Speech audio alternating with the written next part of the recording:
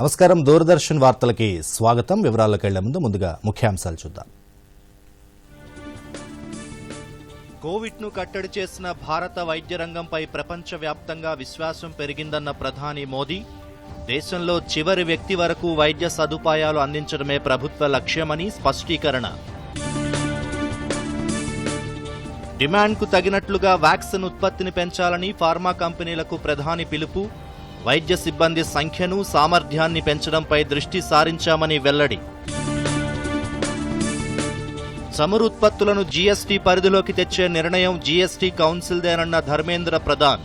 త్వరలో అంతర్జాతీయంగా చమురు ధరలు తగ్గి దేశంలో పెట్రోల్ డీజిల్ ధరలు తగ్గుతాయని ఆశాభావం. 6, 7, 8 తరగతుల విద్యార్థులకు రేపటి నుంచి పాఠశాలలు ప్రారంభం. మార్చి 1వ తేదీలోగా ఎప్పుడైనా ప్రారంభించుకోవచ్చని మంత్రి సబితా ఇంద్రారెడ్డి స్పష్టీకరణ. రాష్ట్రంలో సంక్షేమం కోసం ఖర్చు పెడుతున్న ప్రతి పైసా కేంద్రానిదేనన్న బండి సంజయ్. ఎమ్మెల్సీ ఎన్నికల్లో కమలం పార్టీ అభ్యర్థులే గెలుస్తారని ధీమా. కరోనా వ్యాప్తి పట్ల ప్రజలు అప్రమత్తంగా ఉండాలి. విధిగా మాస్క్ను ధరించడం, ఇతరులతో మాట్లాడేటప్పుడు కనీసం 6 అడుగుల భౌతిక దూరం పాటించాలి. తరచూ చేతులను శుభ్రంగా కడుక్కోవడం, వైద్యులు సూచించిన విధంగా ముందస్తు జాగ్రత్త చర్యలు పాటించడం ద్వారా కరోనాను నిరోధించవచ్చు.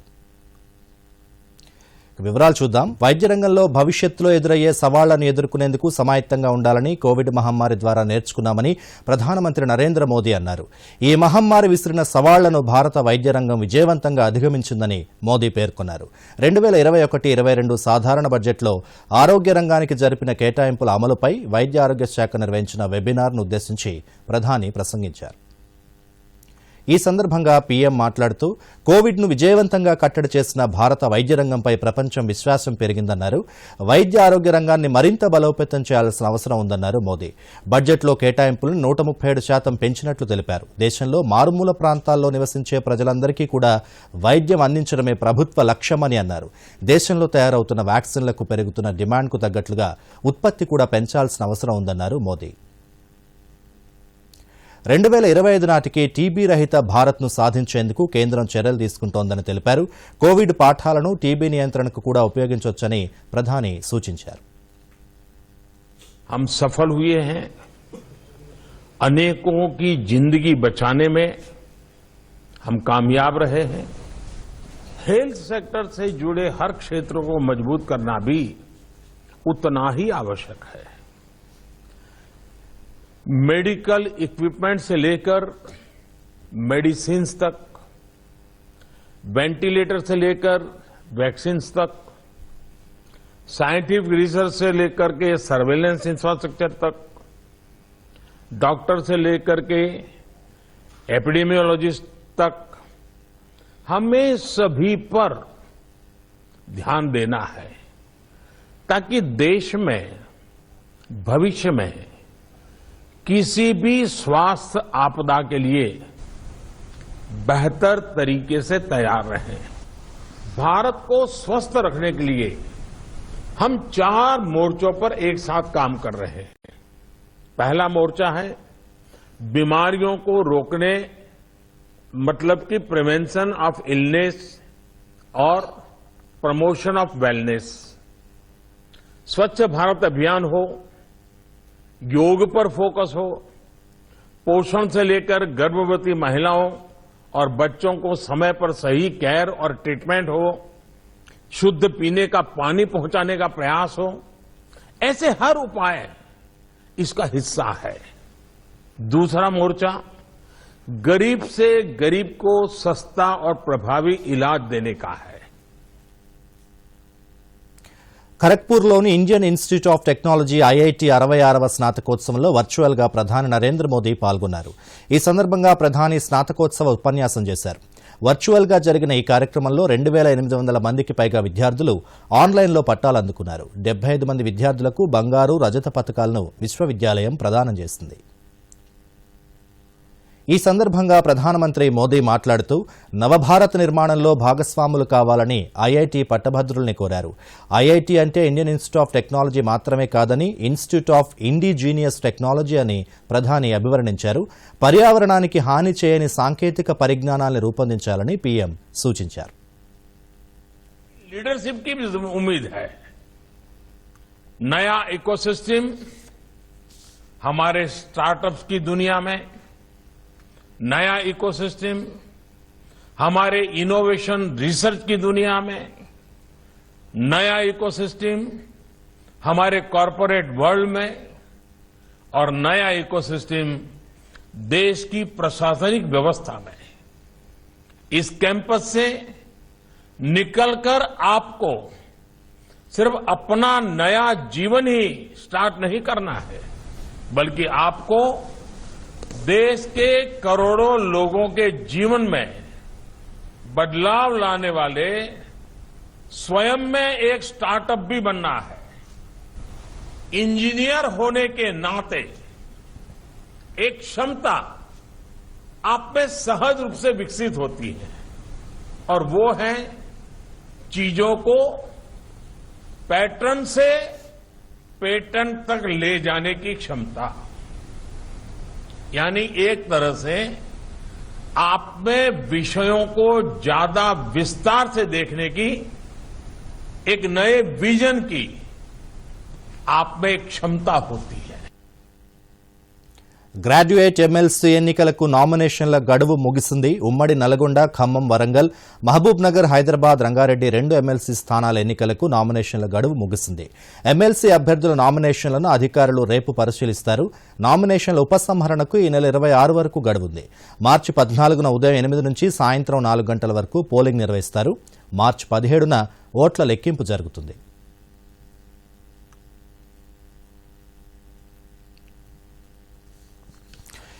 చమురు ఉత్పత్తులను జీఎస్టీ పరిధిలోకి తీసుకురావాలని తాము ఎప్పటి నుంచో జీఎస్టీ కౌన్సిల్ని కోరుతున్నామని కేంద్ర పెట్రోలియం శాఖ మంత్రి ధర్మేంద్ర ప్రధాన్ అన్నారు. పెట్రోల్, డీజిల్ను జీఎస్టీ పరిధిలోకి తీసుకొస్తూ తుది నిర్ణయం తీసుకోవాల్సింది జీఎస్టీ కౌన్సిలేనని ప్రధాన్ స్పష్టం చేశారు. అంతర్జాతీయంగా ముడి చమురు ధరలు పెరగడం వల్లే దేశంలో పెట్రోల్, డీజిల్ ధరలు పెరుగుతున్నాయని, కొద్ది రోజుల్లో అవి తగ్గుతాయని ఆయన ఆశాభావం వ్యక్తం చేశారు. పైగా కోవిడ్ కారణంగా ఉత్పత్తి కూడా తగ్గడం దీనికి మరో కారణమని చెప్పారు. 2 రోజుల విరామం తర్వాత మంగళవారం మరోసారి పెట్రోల్, డీజిల్ ధరలు పెరిగిన విషయం తెలిసిందే. प्राइस बढ़ी है, ये बात भी सही है. कुछ हिस्सा उसमें टैक्स भी इकट्ठा किया जाता है. केवल भारत सरकार टैक्स नहीं कलेक्शन करती है. माननीय सोनिया गांधी जी की जो दल की शासन राज्य में सबसे ज्यादा टैक्स है, वो राजस्थान हो, महाराष्ट्र हो, ऐसे ये समीक्षा करना सिर्फ केंद्र सरकार टैक्स कलेक्शन करती है सही नहीं. और ये बात सही है, टैक्स कलेक्शन भी किया जाता है. आज कोरोना के समय में देश की अर्थनीति जिस प्रकार की खराब स्थिति में पहुंची थी, उस स्थिति में आमदनी राज्य सरकारों की हो या केंद्र सरकार की हो, आमदनी लॉकडाउन के कारण ना के बराबर हो गई थी. उस समय में जो टैक्स के माध्यम से कुछ संग्रहित राशि है, उसमें हमने इस बार बजट में 35,000 करोड़ रुपया वैक्सीन के लिए व्यवस्था किया है. हेल्थ सेक्टर की स्पेंडिंग को 137% बढ़ाया है. किसानों की खर्चे बढ़ाए हैं. Railway sector, road sector, aviation industry में एयरपोर्ट्स बनना, बड़े बड़े कारखाना बनना, जिसके कारण देश में मैंडेज, श्रम दिवस नए बनने वाले हैं.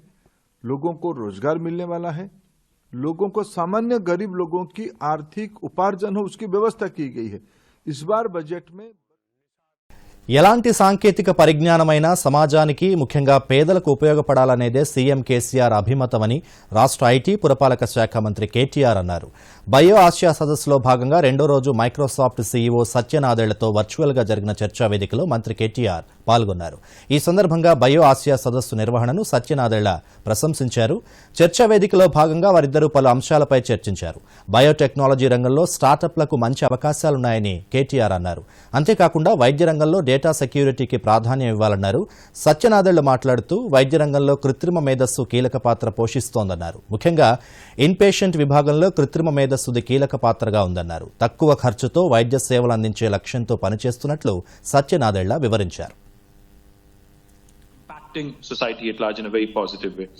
Another impact that I quickly wanted to, highlight out of this pandemic, we've all kind of gotten adopted to the new normal, new way of working, virtually. Even this conference and even this interaction, unfortunately, is all virtual. One of the things I wanted to ask you, what's your take on the new ways of, working, new ways of working from home, virtually, etc., and where are we headed? that you can always work from home but still collaborate with other people. But it's no longer, Ram, just for the knowledge workers, right? So it's even for the frontline workers. Think about this. You are a frontline health worker and you want to call maybe an expert who maybe is at home. And you're able to now do that, whether it's using something like even HoloLens or even just a messaging application like Teams. So that ability to collaborate across frontline and knowledge work, I think, is transformed. Another dimension to the whole, tech space over the last one decade particularly has been the startups, innovation, startups. I know you are you're betting big on startups as well. Disruptive technologies are, of course, shaping the future of business, irrespective of what business we are in. But particularly since we're talking BioAsia, since we're talking this pandemic, in healthcare value chain, how do you see, as we reimagine the medicine of future, how do you see, startups shaping up the future of our business? We had worked for a long time on essentially a medical adherence technology at the lowest cost, using essentially someone calling you and messaging you on a cell phone for TB. And we now see that it was called the 99 Dots program. But the thing that really warms my heart is to see that taken by a startup called Earwell Health Solutions and really scaling that out as a medical adherence technology for everyone. So I think that there will be lots and lots of breakthroughs, whether it's around the patient care or on the drug discovery, that I think all are going to get funded and are going to come out with breakthroughs that I think all of us really surely need. రాష్ట్రంలో రేపటి నుంచి 6, 7, 8 తరగతులు ప్రారంభిస్తున్నట్లు విద్యాశాఖ మంత్రి సబితా ఇంద్రారెడ్డి తెలిపారు. ఆయా పాఠశాలలు మార్చి 1వ తేదీ వరకు ఎప్పుడైనా తరగతుల్ని ప్రారంభించొచ్చని ఒక ప్రకటనలో పేర్కొన్నారు. సీఎం కేసీఆర్ ఆదేశాలకు అనుగుణంగా ఈ నిర్ణయం తీసుకున్నట్లు సబితా తెలిపారు. కోవిడ్ మార్గదర్శక సూత్రాలను తప్పనిసరిగా పాటించాలని, తల్లిదండ్రుల అనుమతి కూడా తీసుకోవాలని ఆదేశించారు. కోవిడ్ మహమ్మారి నేపథ్యంలో పాఠశాలలు మూతపడ్డాయి. ఈ నెల 1వ తేదీ నుంచి 9, 10వ తరగతులకు చెందిన విద్యార్థులు పాఠశాలలకు హాజరవుతున్నారు. కాలేజీలు కూడా ప్రారంభమయ్యాయి. 6, 7, 8 తరగతులకు చెందిన విద్యార్థులకు కూడా బడులు ప్రారంభించేందుకు ప్రభుత్వం గ్రీన్ సిగ్నల్ ఇచ్చింది. రాష్ట్రంలో సంక్షేమం కోసం ఖర్చు పెట్టే ప్రతి పైసా కేంద్ర ప్రభుత్వం ఇస్తోందేనని బీజేపీ రాష్ట్ర అధ్యక్షుడు బండి సంజయ్ అన్నారు. కాగజ్ నగర్లో నిర్వహించిన ఛత్రపతి శివాజీ సంకల్ప సభలో బండి సంజయ్ పార్టీ శ్రేణులను ఉద్దేశించి ప్రసంగించారు. కేసీఆర్ ప్రజలను వంచే ప్రయత్నం చేస్తున్నారని, బీజేపీ ఏ మతాలకు వ్యతిరేకం కాదని స్పష్టం చేశారు. 80% ఉన్న హిందువులకు న్యాయం జరగడం కోసం తామంతా కొట్లాడుతున్నామన్నారు. హైదరాబాద్ను యూటీ చేస్తారంటూ తప్పుడు ప్రచారం చేస్తున్నారని, అందులో ఎంతమాత్రం వాస్తవం లేదన్నారు. సిర్పూర్ కాగజ్ నగర్ పేపర్ మిల్లుతో స్థానికులకు ఎటువంటి ప్రయోజనం చేకూరలేదని, బయట నుంచి వచ్చిన వ్యక్తులకే ఉద్యోగాలిచ్చారన్నారు. ఈ కార్యక్రమంలో పాల్గొన్న రాష్ట్ర బీజేపీ ఇన్ఛార్జ్ తరుణ్ చుగ్ మాట్లాడుతూ కేసీఆర్ దోపిడీ పాలనకు వ్యతిరేకంగా బీజేపీ పోరాటాన్ని కొనసాగిస్తుందన్నారు. ఎమ్మెల్సీ ఎన్నికల్లో బీజేపీ గెలవడం ఖాయమని తరుణ్ చుగ్ ధీమా వ్యక్తం చేశారు. గడిచిన 24 గంటల్లో 21 రాష్ట్రాలు, కేంద్రపాలిత ప్రాంతాల్లో ఒక్క కరోనా మరణం కూడా నమోదవ్వలేదని కేంద్ర ఆరోగ్య శాఖ తాజాగా వెల్లడించింది. కొన్ని రోజులుగా దేశంలో కేసుల సంఖ్య పెరగడం, రికవరీ రేటు తగ్గడం ఆందోళన కలిగించాయని, తాజా గణాంకాలు కరోనా కట్టడిని సూచిస్తున్నాయని కేంద్రం తెలిపింది. 10 రాష్ట్రాలు, కేంద్రపాలిత ప్రాంతాల్లో 5 లోపు మరణాలు, 2 రాష్ట్రాల్లో 10 లోపు మరణాలు, 3 రాష్ట్రాల్లో 20 లోపు మరణాలు నమోదైనట్లు ఆరోగ్య శాఖ తాజా ప్రకటనలో తెలిపింది.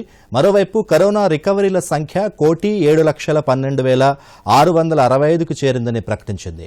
వైరస్ రికవరీ రేటు 97.24%గా నమోదైందని వెల్లడించింది.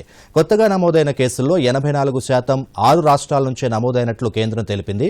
మహారాష్ట్ర 5,210, కేరళ 2,212, తమిళనాడు 449 కేసులతో మొదటి 3 స్థానాల్లో ఉండగా, మరణాల్లో మహారాష్ట్ర, కేరళ, పంజాబ్ మొదటి 3 స్థానాల్లో ఉన్నాయని తెలిపారు. ఇదిలా ఉండగా మంగళవారం ఉదయం 8 గంటల వరకు 1,17,45,552 మందికి వ్యాక్సిన్ అందించినట్లు ఆరోగ్య శాఖ తెలిపింది. एक्टिव केसेस आर ओनली 1.34 यानी 1.5% से भी कम हैं एक्टिव केसेस कुल केसेस का. मृत्यु 110 मृत्यु प्रति मिलियन, 113 मृत्यु प्रति मिलियन हैं. टेस्ट हम 21 करोड़ से ज्यादा देश में कर चुके हैं. 1,53,000 से ज्यादा टेस्ट प्रति मिलियन हमने किए हैं।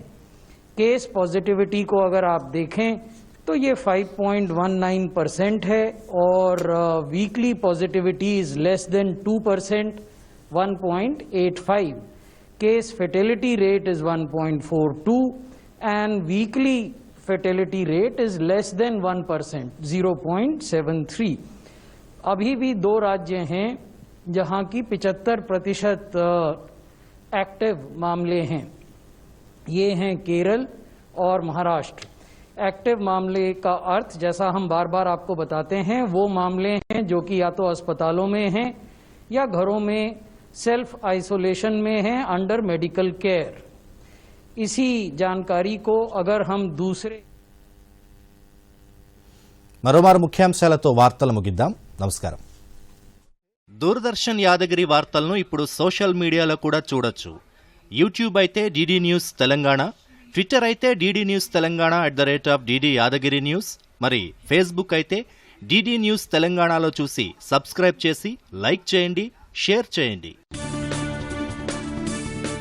కోవిడ్ను కట్టడి చేసిన భారత వైద్య రంగంపై ప్రపంచవ్యాప్తంగా విశ్వాసం పెరిగిందన్న ప్రధాని మోదీ, దేశంలో చివరి వ్యక్తి వరకు వైద్య సదుపాయాలు అందించడమే ప్రభుత్వ లక్ష్యమని స్పష్టీకరణ. డిమాండ్కు తగినట్లుగా వ్యాక్సిన్ ఉత్పత్తిని పెంచాలని ఫార్మా కంపెనీలకు ప్రధాని పిలుపు. వైద్య సిబ్బంది సంఖ్యను, సామర్థ్యాన్ని పెంచడంపై దృష్టి సారించామని వెల్లడి. చమురు ఉత్పత్తులను జీఎస్టీ పరిధిలోకి తెచ్చే నిర్ణయం జీఎస్టీ కౌన్సిల్దేనన్న ధర్మేంద్ర ప్రధాన్. త్వరలో అంతర్జాతీయంగా చమురు ధరలు తగ్గి దేశంలో పెట్రోల్, డీజిల్ ధరలు తగ్గుతాయని ఆశాభావం. 6, 7, 8 తరగతుల విద్యార్థులకు రేపటి నుంచి పాఠశాలలు ప్రారంభం. మార్చి 1వ తేదీలోగా ఎప్పుడైనా ప్రారంభించుకోవచ్చని మంత్రి సబితా ఇంద్రారెడ్డి స్పష్టీకరణ. రాష్ట్రంలో సంక్షేమం కోసం ఖర్చు పెడుతున్న ప్రతి పైసా కేంద్రానిదేనన్న బండి సంజయ్. ఎమ్మెల్సీ ఎన్నికల్లో కమలం పార్టీ అభ్యర్థులే గెలుస్తారని ధీమా.